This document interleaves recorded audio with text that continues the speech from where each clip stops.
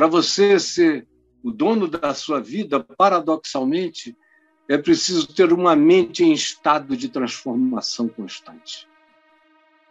Uma mente que não para. A grande alegria da minha vida é olhar para trás e ver que eu cresci.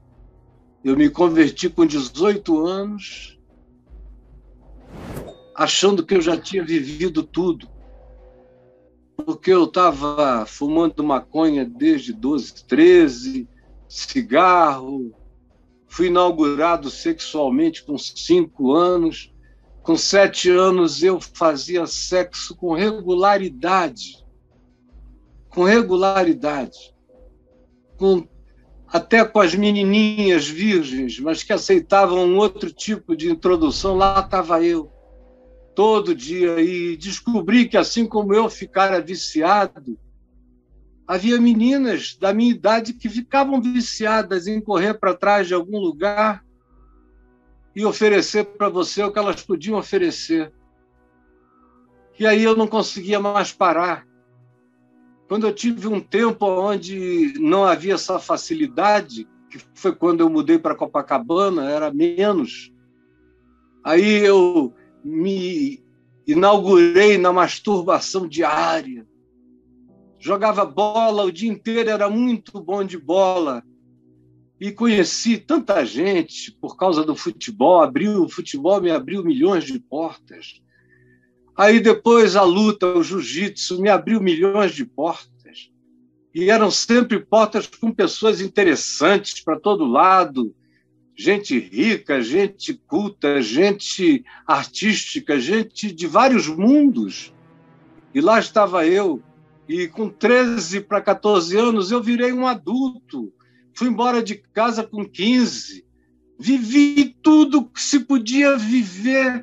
Às vezes eu conversava com pessoas de 50 anos que diziam: eu não vivi ainda 2% do que você já viveu com a sua idade.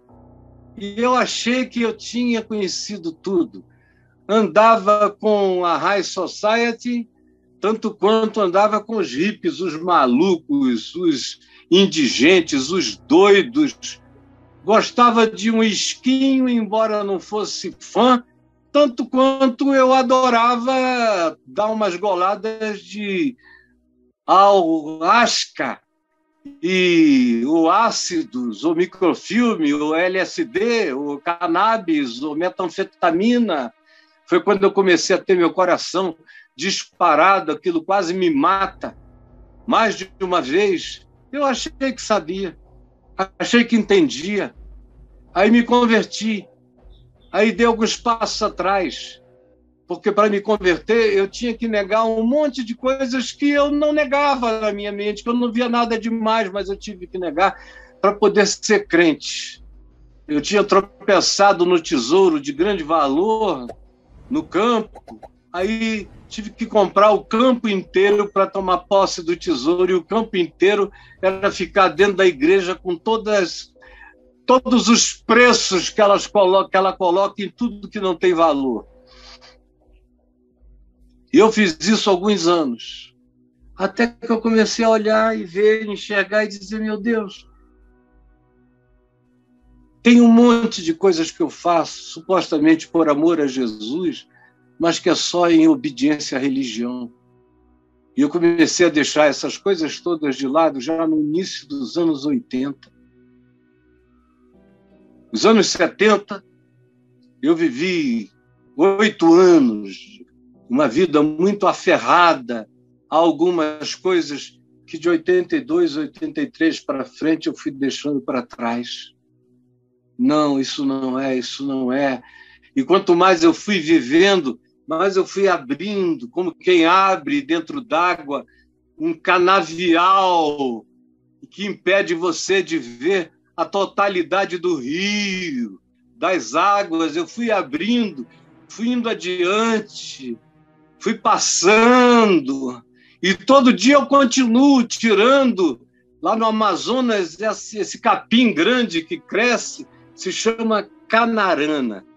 Fui tirando a canarana, que corta muito a gente também, para ir passando, entrando na água até avistar a lâmina d'água límpida para nadar na água pura do Evangelho do Reino de Deus. E todo dia eu cresço mais. Os meus filhos me forçaram a crescer. Meus netos me ensinam a crescer. As novas gerações demandam de mim compreensão, entendimento, discernimento, e eu não tenho tido medo de renovar a minha mente, de entender o século, de saber o que está acontecendo com a alma do meu próximo, para que a minha vida tenha alguma relevância, e ela só terá relevância para o mundo se eu for permanentemente um ser em estado metamorfósico. Como disse o Raul Seixas, uma metamorfose ambulante. É assim que é o Evangelho, é uma metamorfose ambulante, é uma mente em estado de transformação todo dia, que nunca se dá por arrependida, nunca se dá por metanoia inteira, está sempre em processo de mudança, de observação, de reinstalação no ser, de reconfiguração de algumas ideias, tudo em torno do fundamento do software radical, que é o Evangelho de Jesus, em torno do que todas as coisas têm que encontrar a sua transformação. As coisas é que tem que se conformar ao Evangelho, e não eu as coisas. Eu tenho que me deixar transformar. Eu não perdoava, tenho que aprender a perdoar. Tem gente que diz, eu tenho esse temperamento horroroso. Problema, então deixe de ter.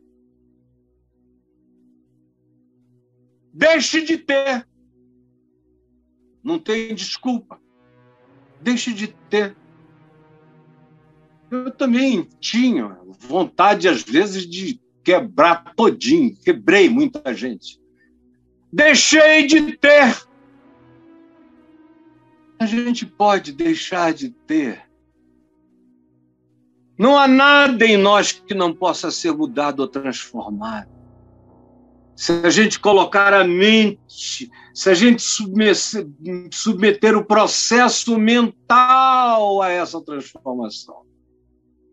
Mas tem que haver essa disposição mental de abrir os pacotes e ver o que é e o que não é, o que é evangelho e o que é só regimento humano que aprisiona a vida.